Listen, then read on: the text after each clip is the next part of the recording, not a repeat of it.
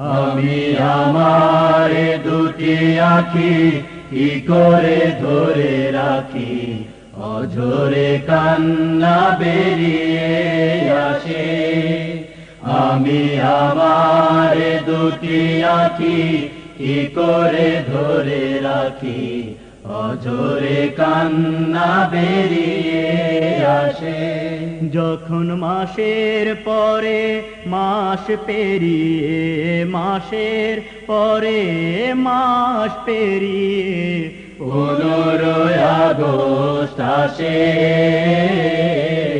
আমি আমার দুটি আঁখি কি করে ধরে রাখি, অঝরে কান্না বেরিয়ে আসে। আমি আমার দুটি আঁখি কি করে ধরে রাখি,